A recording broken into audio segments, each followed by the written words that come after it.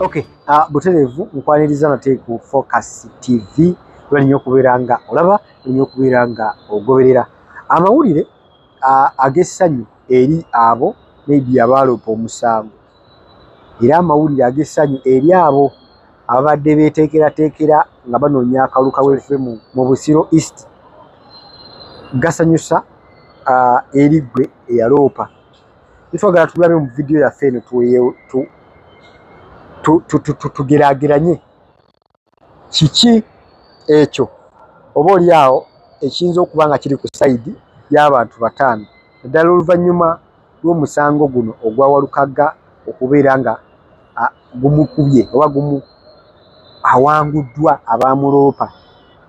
Sseggona yavaayo ne yeegaana okuloopa Walukagga naye ate essaawa zino omusango oguba gwawanguddwa nga Walukagga guwangudde Walukagga bamukubye ebbali kitegeeza takyayetabyemu mu kalulu k'aba Member of Parliament kirekawa abanuupu kirekawa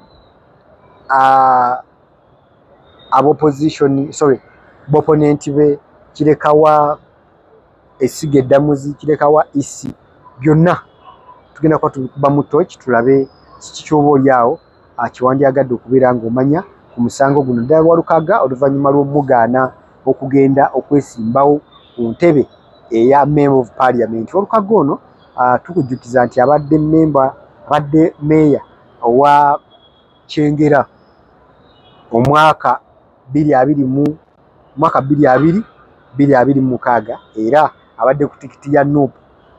Kitegeeza nti ebbanga lyasaavinze nga meeya singa yadda ne yeesimbawo ku bwa meeya osanga era yandiwangudde naye eno gy'abadde agenze eyinza okuba nga si level oba eyinza okuba nga si ddaala lye okusinziira ku qualifications oba ku bitabo ebyo byali yapresentinga. Facts ezikwatagana ku musango guno zonna tugenda kuba tuzikuwa leero mu video yaffe ey'olunaku olwaleero naye nga katono nnyo kenjagala okukoonako abatamanyi Mathias Walukagga abadde musango guno wamu ne Sseggona ewali isi ewali Essiga Eddamuzi byonna njagala mbabeeko ku ezo information ebibadde mu misango oba ebibadde mu bulamu bwa Mathias Walukagga. Mathias Walukagga amanyikiddwa ng'omuyimbi ow'akadongo kamu naye nga leyita yajja ne yeesimba oba n'ayingira ebyobufuzi nga politician. Essaawa zino kaliya ye ey'ebyokuba nga omuziki gugenda mu maaso oba ekuyimba agasseeko ekintu ekinene ennyo kye tutasobola kubuusa maaso ekya politician oba okubeera munnabyabufuzi. Walukagga ababadde ekyengera ababadde mu town council mwatwala basobola okugamba nti ku ground waliwo byakoze ababaddeyo ebbanga eddene bye batakoze kitegeeza wano nga ye aba asikowalinze newankubadde nga kijjulira nti lino ebbanga erisigadde ayinza obutalisaavinga okusinziira ku ebyo ebivudde mu kakiiko oba ebivudde mu kooti. Walukagga ono y'ani era Walukagga biki byabadde ajja ng'akola? Walukagga amanyikiddwa ng'omuntu abadde awangula entalo. Walukagga tujjukira ffe n'olutalo lwe yalimu ne Ssaalongo Kasawuli Samuna yatuukanga naye ebiseera ebisinga ffe bye twalinga tulaba ennyo mu mawulire bye tuwulira byalinga byakulwanira ntalo ze mu nnyimba. Basebanyabo Walukagga entalo zonna zaalwanye abadde ng'azirwanira mu nnyimba era nga singa opponent waabeerawo amukubira oluyimba ku nnyimba batoze ng'azirwanira mu nnyimba ng'obubaka bwe buyita mu nnyimba. Kino kyamufuula ow'ettutumu abantu ne baagala ennyimba kuba baali bazirireetinga obuluusi ku lwangozi oluusi ku mbeera ze balimu. Kale tulepuke olwe yakubira Samuna terwakoma kuyamba Walukagga yekka ku biifu gye baalina ne Samuna wabula ate ne luyamba n'abantu abalala bali baagala music we abaayinangamu obukubagano ne bannaabwe kuba tulepuke lwatukanga eringa ŋŋombo ng'oli bwakunyiza omulala kale katulepuke yoyo Walukagga. Walukagga abadde successful mu battles ezisinga zazze nga yeetabamu.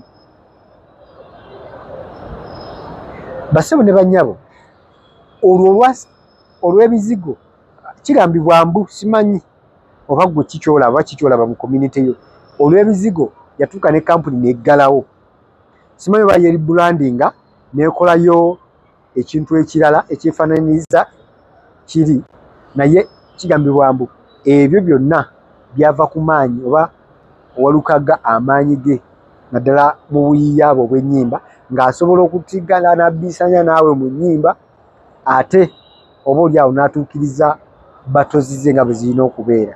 Mu mwaka gwa 2020 Mathias Walukaga ono yeetabako era mu lutalo lutayinza kubuusa maaso olutalo olwali wakati we ne muyimbi munne Vincent Ssegawa bonna bayimba genre yemu oba bayimba type yemu eyo music gye bayita kadongo kamu.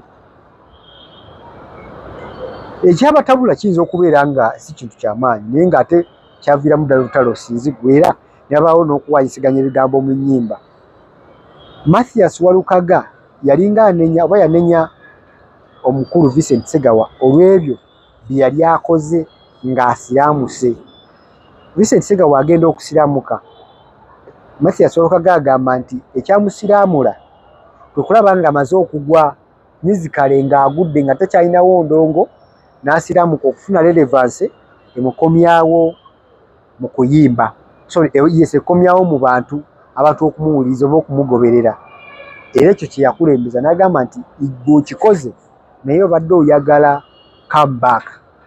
Waviirawo ddala olutalo sinzigu olw'abatwalira akabaana nga bawanyisiganya ennyimba ku nnyimba obuliawo buli omu okukakasa so ng'ate ku ludda lw'abawagizi oba abagoberezi b'endongo bo ne bakinyumirwa lwa nsonga nti kyakulyetinga music mungi kyakulyetinga obuyiiya bungi kyakulyetinga okubategeera ennyo mu biifu yaabwe gye baalimu. Naye twali twogerako oba oliisi n'abantu abamu bagamba nti bato zino zize zibaawo for years naye era tugenda okukakana nga Mathias Walukaga ye muwanguzi.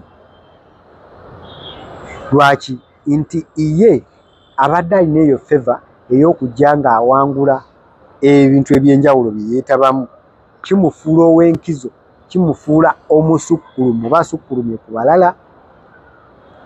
Omuntu ali mu ggwanga lyattu Uganda njagadde kusigira kifaananyi oba kuprofilingira Mathias Walukaga ku biki by'abadde ajja yeetabamu era bibadde bikomawa.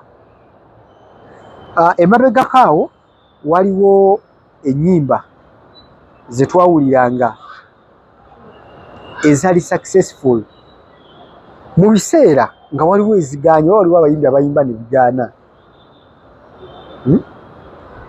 Decisions zazaakola nga zisigala zimufevalinga nga ye. Mujjukira bassebo ne bannyabo oluyimba lwa Tubonga Naawe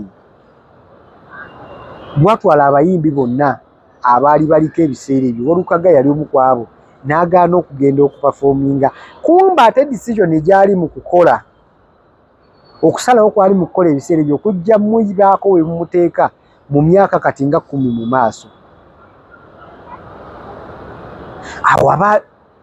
Awo abasikowalinze nti decision zazaakola ng'omuntu zize zimufuula ow'enjawulo. Laba ebibiina bwe bibalukawo nga bingi nnyo ebiseera ebizze mu bbanga lyamaze ng'ayimba naye nga tavangayo kwatula kibiina kikyalimu. Laba akaseera kano we katuukira n'avaayo n'ayatula directly ne yeetaba mu kibiina ekyo kiyeetaba mu byobufuzi direct. Ayinza okuba eri emabegako yaliko mu bibiina eby'enjawulo ng'era agenda n'aperforminga ku rallies naye ndi mu kugamba iye mukwate bulungi ye okwetaba directly mu byobufuzi active politics. Nebavaayo n'akyuzinga ekibiina oba oliawo abantu bekyali like abantu nga bakitunuulidde nnyo ekibiina kya National Unity Platform. Ebibiina byonna byaliwo era abayimbi bangi abagenda mu bibiina eby'enjawulo. Laba ye bw'alonda ekyo kitegeeza relevance ye n'ebiki byabadde ayimba okuva eri emabega okwawukanako n'abayimbi banne aba akuumye ezo ennono. Bassebo ne bannyabo tulina abantu be tumanyi ab'amaanyi bannamawulire abaali ab'amaanyi abayimbi abaali ab'amaanyi ba socialites abaali abamanyi naye nga bw'okuvaayo n'osala eddiiro bw'ovaayo n'olaga sayidi y'ekibiina aidha ogwa oba oyititimuka nnyo aidha okona oba n'osamba akaggi. Bangi mubamanyi abaayimbanga bye bayimbanga ensi bye eyagala okuwulira nga saawa zonyinza n'omugamba nkubira mu luyimba lwe yayimba nga tasobola dduddamu. Mathias Walukaga kitegeeza asobodde okuzimbira olugero lwe nga bwe luyina okutambula. Ndowoozaamu ng'omuntu naye lwanditambudde. Bw'oba wakeera ku makya n'ojja mu byobufuzi nga wali muyimbi n'osalawo nti oli weeryaemu, sigala mu leeni eyo. Era waliyo abajja okwagala naye ab'ekibiina ekirala bayinza okwagala because obadde consistent ku ekyo ky'oyagala. Bapolitician abantu babadde disappointed nabo nti abantu abajja mu limelight, bapoliticians, bamusician, balawyers, socialites, abantu bonna bajja mu cameras muno oba bateebera ennyo okubeera mu mawulire. Abantu babadde disappointed nabo nti oluusi era ayogera bino enkya n'ayogera birala. Mujjukira bannabyabufuzi abazze nammibwa kaadi n'ayokya, nammibwa kaadi n'alaga true colours ze. So kino kyakuyiga eri oyo ayinza okuba nga yeeteekateeka okuyingira ebyobufuzi oba okuyingira ekintu ekimu nti ekintu kyonna ekyetaaga abantu kagibe mirimu. Buli woba nga weekuumidde mu mbeera nti siyingidde mu byabufuzi sigalayo. W'ojja mu kazanyo k'ebyobufuzi n'olaga sayidi oluusi etaliiko bantu bangi, etaliiko bantu balowooza nti obadde na sayidi yaabwe, kiba kigenda kuya. So mu kaseera kano Sam Mathias Walukaga ago ge maanyi ge ag'okubeera nti kyayogera akitegeeza, kyayogera ajja akiremerako, kitegeeza mu mbeera zonna era asigala nga ye omuntu asikowalinga. Nekiba kiyinza omutwalira emyaka mingi okuddamu okukola achievement, okuddamu okubanga avuganya mu bintu eby'enjawulo, kuba kati bw'ova ku ddala ly'emupi ndowooza oba ogenze ku madaala malala, naye ekyo kiba kimuteereddewo ground kwasobola okutandikira okwogerera, kwasobola okutandikira okunnyonnyola munnayuganda. So ebyo byonna byonna bikolebwa ng'otaddewo embeera eri consistent, bikolebwa ng'ogwe olemedde ku nsonga eyo abantu gye bakutegereddeko, abantu gye bakusuubiramu. Byebyo bituyinza okuba nga twogera ku Mathias Walukaga. Naye nga saawa zino Focus TV ekujjukiza nti bw'osubscribinga n'osharinga n'okomentinga eba eyongera okudduka sipiidi za njawulo mu mikutu egy'enjawulo. Okujjukiza tulina ne TikTok we tusalira oba obukilipusi butonotono okwongera oba oli awo kuwa hint okubbirako ku bantu kye kiri ku YouTube. So gendawo followinga TikTok account yaffe gita Focus TV yange olabe nga bukilipusi oba oluusi bw'oba tewekkaanyiza mu vidiyo nene. Ate bw'omala jjukiza n'abantu sharinga waka waffe tusobole okuba nga tutambula. For now kye tuyinza okuba nga okolera Focus okubeera success. Ye ng'omuntu kimulekawa kye tubadde tubuuza, ye ng'omuntu one political career ye aba agyongeddeko at whatever case byonna byonna ebiriwo aba agyongeddeko nti abadde bamumanyidde ku ddaala ery'obwa mmeeya, abali bamumanyidde ku buyimbi nga Kadonka Musinga, saawa zino aba munnabyabufuzi. Kitegeeza ku CV ye alina kyagasseeko, igwe ky'obadde tomanyi oba omulala alina kyabadde tannafuna oba tafunanga. Ye ng'omuntu aba ayina eddaala kw'agenze. Thirdly, Walukaga singa wabeerawo chance yonna oba position yonna saawa zino agistandingako mu kibiina kye, agistandingako politically. Tulina ababaka balinga mu 5 plus 5 plus, naye weyakubuuzaayo ababaka 2 igwe nange alaba, sorry, igwe alaba nange aweereza, oyinza okuba tosobola kumentioningayo mannya g'abantu 2 ababaka, nate ne bementioninga abo be bali mu limelight, be bali mu mataala. Kitegeeza ki nti ye nga ye Walukaga aba standinga mu abo ensi beetegedde oba beetegeera. Nga tuze ku opponent bwe At whatever case oyinza okuba obadde osinga Walukaga okumanya ebyobufuzi muguyita muzannyo gwa byabufuzi oyinza okumanya okuzannya omuzannyo gw'ebyobufuzi naye ate ebbanga lyonna Walukaga bw'abanga asikowalinze kitegeeza nti igwe abadde amanyi okuzannya akazannyo k'ebyobufuzi saawa zino ku ground olinako ki?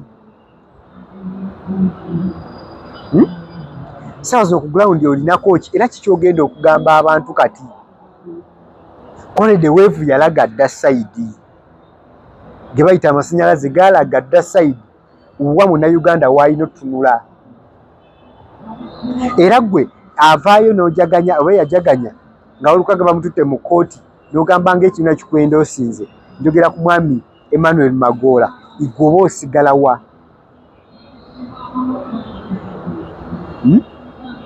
Eyavaayo n'ogamba ng'ekibiina kikwenda osinze olw'okuba Walukaga bamusibye kitegeeza nti oba ojaganyiza mu maziga g'oli.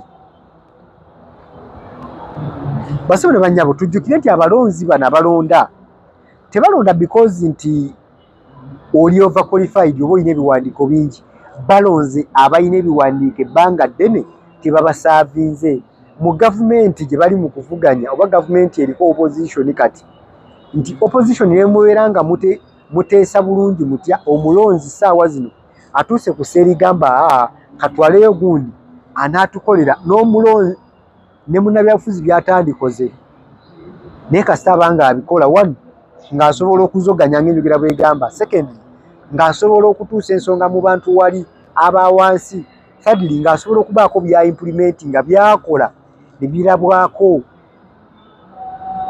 bannabyabufuzi tutuuse ndi ku opponent kati abali mu kuvuganya oba bali mu kunoonya akalulu tutuuse musa ng'omunnayuganda takulinda kukola loozo ziri ennya mu parliament obula ayagala kulaba nga waliwo ku kyalo kye oba mu kitundu kye ky'osobola okumulaga nti kino kyakolebwa mu myaka 15 gy'ofuze kino kyabaddewo oba kino kikuliyetingiddwawo essaawa zino munnayuganda waali. Basebo oba nenyabo igwe alaba omunnayuganda bw'obeera nga afunye ekyo kyayaayaanira kitegeeza oba osikowalinze nga munnabyabufuzi. Omusango gwa Walukaga gulekawo ekibiina kye mu structures. One, bangi bali bakubyemu ebituli mu kakiiko ka National Unity Platform akateekateekera oba akategeka obululu oba akategeka ababaka abazze beesimawo oba ba candidates ku levels zonna. Ngera omusango guno singa guba gufeirinze omusango guno nga gugaanye kabaka obumaze okukakasa biri ababadde bakuba ekibiina bye babadde boogera omwami Ssebuufu oba talina kyogenda kuddamu kugamba bannansi nga mmwe bennyini oba mwalemwa okulondoola ebipapula bya Walukaga okubituusa ku level egamba nti yes besides ground besides vetting ebiwandiiko by'omubaka gwe tusindika okuvuganya bikola kati muba musikowalinze NUP eba esikowalinze ng'akakiiko akateekerateekera n'abo babadde basimbamu olukongoolo oba amaaso nga bagamba nti yemmwe abasalawo era baba basikowalinga okusinziira ku nze ku ndowooza yange okusinziira engeri gye ndabamu ebintu ebituli ebibadde bikubwamu ekitegeeza biba bitandise okuba nga artist bikendeera. Thirdly, omuntu gwe musindise amaanyi ge galiwa kitegeeza obanga ali ku ground ng'ate mwatugamba ground ekola 60% ne mugamba ku vetting wali wakola 40% ekitegeeza kye mwalondo oba kye mwayogera kituufu ku ground kwali era enkiza agirina over others. Tukirize tugane wadde lwese erimu abantu ab'enjawulo abatali ba NUP badde nga ba independent bava mu NUP tebaliiwo waliwo abalimu ab'ebibiina ebirala nga omwami Kiyimba wa NRM. Tukirize tugane mu bibuga okusinziira ku polls bwe ziraga mu bibuga si kyangu nnyo oba oluusi omuntu NRM okujja okupenetratinga nawangula naddala singa aba incumbent abadde wa kibiina kirala wabaddewo NRM tizoke kitegeeza liwo abalonzi abasobola osigala nga balonda oyo naye ng'abadde incumbent nga wa kibiina naddala ng'ekya NUP ekifo kye kiba n'ebitundu 80 okwedizibwa omuntu wa NUP kitegeeza nti awo NUP eba esikowalinga. Ladies and gentlemen, nkugambye mulimu fourth party eya EC. EC mu mbeera zonna nga bwe zibadde ebintu bingi ebizze bikolebwa nawaliwo n'abantu abali disqualified naye ng'abantu bavuddeyo bagamba nti ffe emikono gye twateekako signatories nga bagamba nti emikono gyange baakako okuteekako omukono era sineba disqualifyinga. Tulabyeko abantu abazze unopposed mu NRM, abantu abazze unopposed mu bibiina nga NRM naye nga baliyo unopposed because owa NUP ya disqualifyingiddwa, owa NUP yavudde mu lwokaano. Kitegeeza ekibiina nga EC omukulu byabakama wano oba oyo kyezza ng'enjogera ennaku zino bwegamba bwebanga kooti byeyogedde tebikwatagana na bibyo wano oba oyo kyezza lwaki nti kitegeeza there must be biasness, there must be some issues eziri above ffe ze tulaba oba waliyo abantu abali against bannabyabufuzi abamu abali mu bibiina ebimu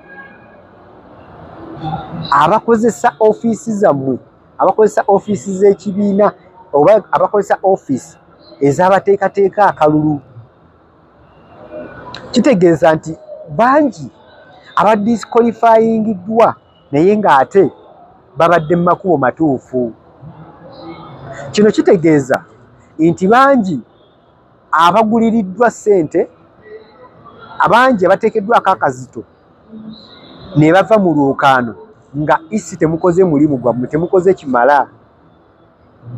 Kino kitegeeza nti mukola oba EC ekola naye erina above abantu bulijjo kye bali mu kwemulugunyaako.